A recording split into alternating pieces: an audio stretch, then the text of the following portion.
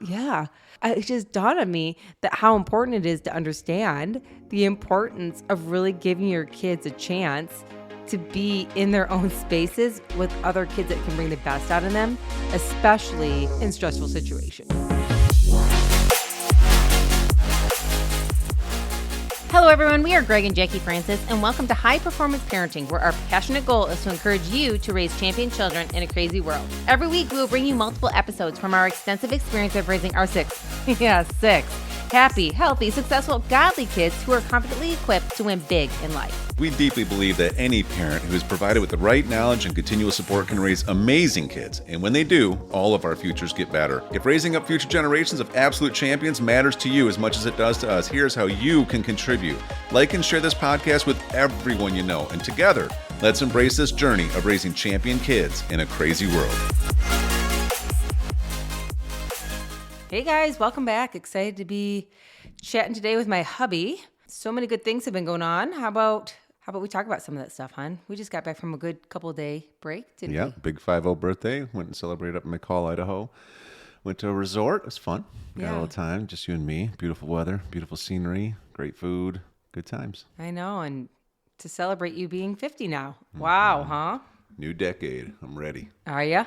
Yeah, for sure. You know, we're in May here.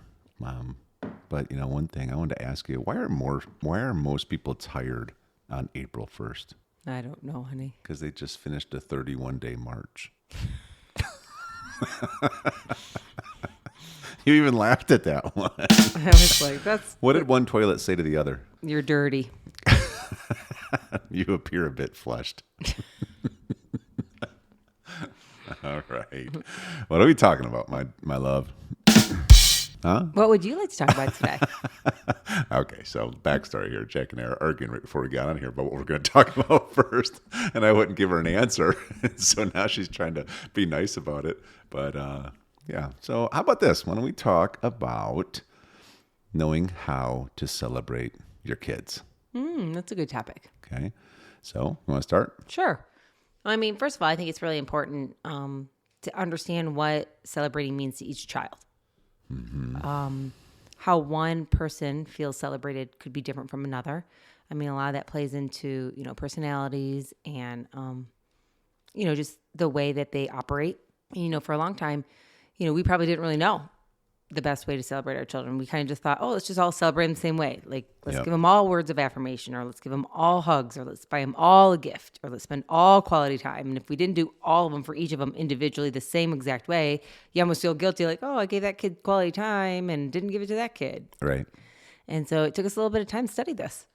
Yeah, and we've learned a lot of this stuff just from working with other business leaders and things that they do to have really high performing cultures in their within their employees and within their ranks. And just like we say all the time, you have to put as much intentionality into how you're going to run your family as you do into running any business and any other endeavor that you ever have. And so I love pulling some of this information from other places and being able to incorporate it, because what does every employer want? They want their employees to thrive. They want them to succeed in their roles. They want them to, be happy when they're doing it because they're going to be more productive. They want to develop them into the best version of themselves they can be. And so there's a lot of, there's industries made out of corporate training to teach people how to do this stuff. But yet it's crazy. I still very rarely ever see it taught within families. Mm-hmm. And because we want the same thing. We want our kids to thrive. We want them to be happy. We want them to feel encouraged and be applauded when they succeed. We want them to learn from when they make mistakes. We want them to understand themselves and each other, better. We want to perform at their max capability that they can. And so, this is just another one of those examples of those areas of that. One of our friends, one of the things that they do, even on the interview process when they hire people, is they do a couple things. One is they really like to understand their overall general personality type, and there's a lot of tests out there. They use one called Flag Page, which is, it's a really simple kind of older test, but it tells you after taking some questions, basically what country you're in, and there's control country, there is perfect country, there is peaceful country, and fun country, right? And all of us carry a certain flag. Which one's we have the most. I would say yours is probably control country first, then perfect country. Wouldn't you agree? Yeah, I don't know. Maybe. Yeah. Like I haven't ever taken it, so. Yeah. And mine would be control first, and probably fun country second would be mine.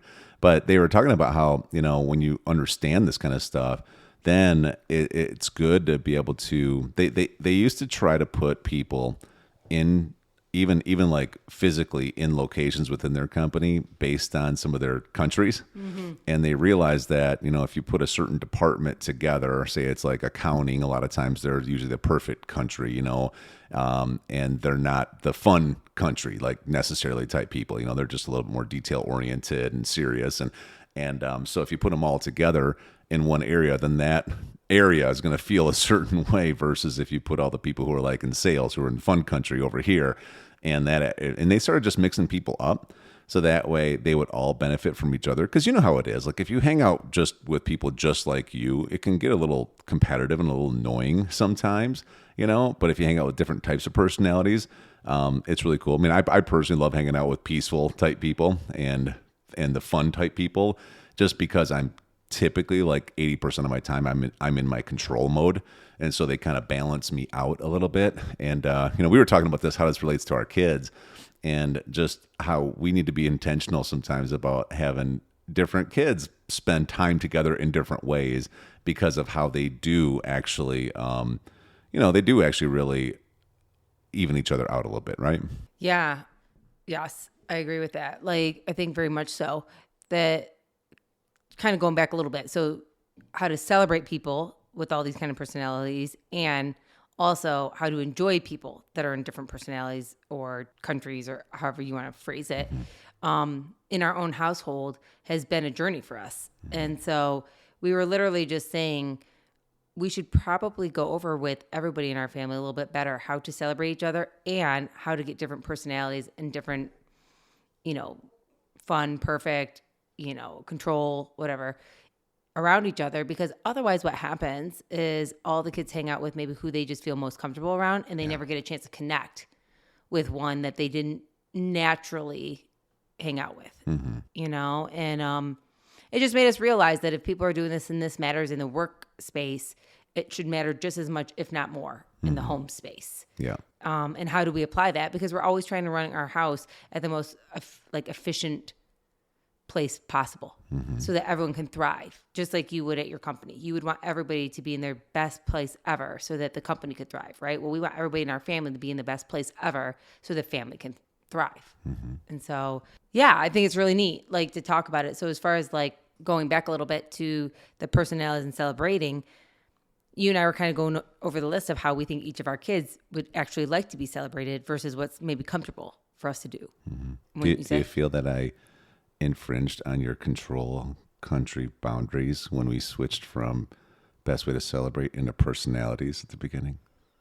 I don't know. It's control. It's like, but it's not perfect. I'll tell you that much. You know what I mean? Like,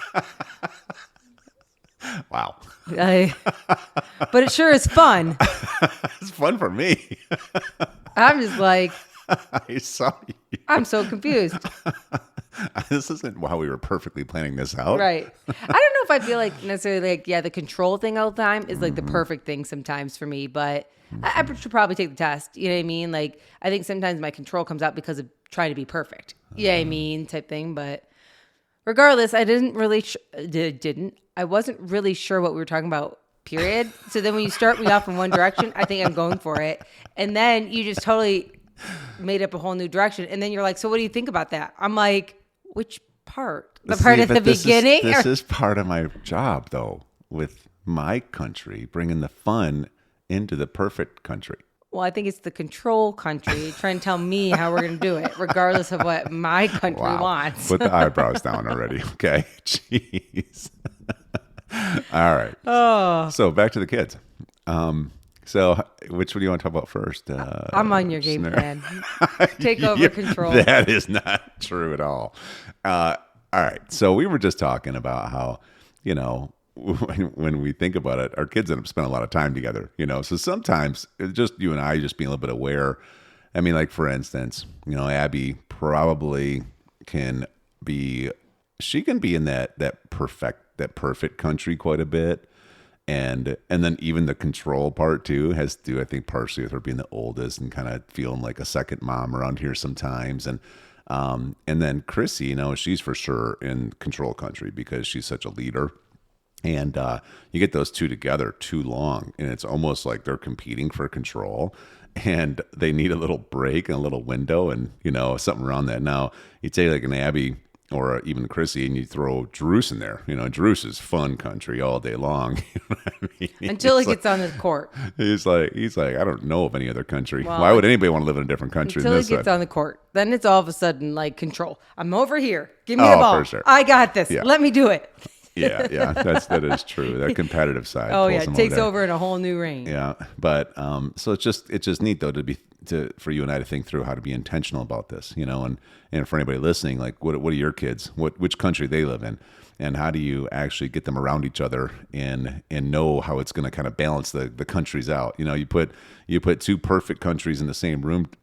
Perfect country kids in the same room together for too long, and they might be fighting over what's perfect, each one of them. You know, you throw a perfect country kid in the room with the fun country kid, and now they kind of blend it, you know, they kind of help each other out to a certain extent. So it's just cool, you know, stuff. It's not super heavy, but it's fun to know, and it's good to learn, just because it helps us navigate different things that we're doing and where kids are sitting in a car on a road trip and everything else, right? Well, yeah, and then you have Bella. You know, Bella and Abby spend a lot of time together because they're our twins and they're in the same sports together and in the same room together and they're in the same school subjects together and all that stuff. And Bella has her own control area, and then you have Abby's control area. And what was interesting is that I had a chance to get with Bella the other day. Her and I got some quality time together, which is great because that is totally her. She enjoys that quality time together one-on-one. And I was like, hey, how's it going? How is it working with all your siblings? Because I always like to ask the kids. I mean, checking in with them and making sure that things are going well with each other. I wanted to hear. And she said, you know, it's going really well. I feel like Abby and I are doing better now. And I go, compared to what? Like, what are you talking about? She goes, well, when we were playing tennis, it was becoming pretty stressful. And I said, oh, explain. And she's like, oh, you know, with just districts and practices and school together and then sharing a room together. I mean, we were fighting some, you know, and we weren't getting along best. Mm-hmm. And I was like, oh, and it dawned on me because they play tennis together, but they don't just play tennis together. They're doubles partners together. So they don't just practice together. Yeah, like they don't most just people. show up at practice and get around everybody else. A lot of times, I mean, they actually really practice together, with each other, against each other, with each other. You know, like it's all in. It's all in. Yep.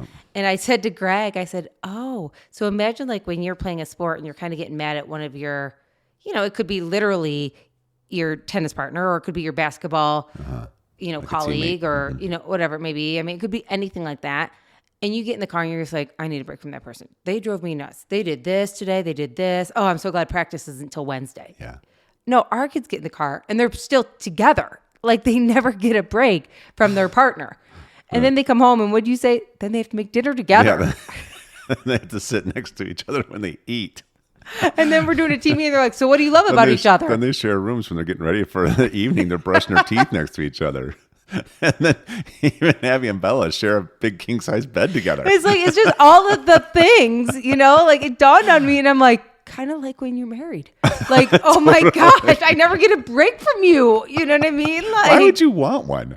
I wasn't talking about you. I was saying in general.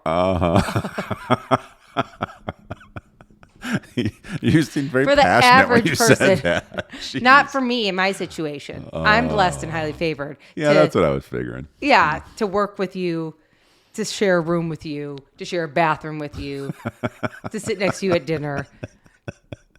Like, I actually hope I have more of it. Like, we can arrange that. Huh? Yeah, I bet you could. And so it dawned on me with the poor girls sometimes. You got some stuff you got to get off your chest, don't you? You seem a little pent up. I'm good. Like, yeah. It just dawned on me that how important it is to understand the importance of really giving your kids a chance to be in their own spaces with other kids that can bring the best out of them, especially, you know, in stressful situations. Yeah. Yeah, so we were talking about even just like little things, just being intentional, run to the store or something.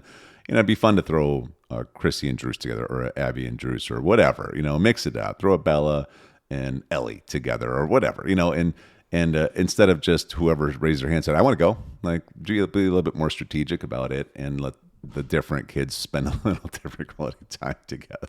I think at this point, at the end of this, they literally might want to all switch rooms. Yeah. They're going to be like, is there an opportunity for me to move into somewhere else? I'm just worried you're going to want to switch a room. Jeez. You want to switch a room? No. Oh, I thought that was coming from you. I want to be closer, honey. I know. That's what we're going to do, babe. Be closer every day. Okay. Good. All right. Well, can we continue with what we started talking about in the next episode, please? Sure. That'd be fun. Okay. Hey, everyone. Thanks for listening, and thanks for your love and support. We hope that today's episode added tremendous value to you and your family. It would mean so much to us if you would partner with us on our mission of helping parents around the globe raise champion children in this crazy world. To do so, simply take a moment to like and share this podcast with everyone in your network. See you next time.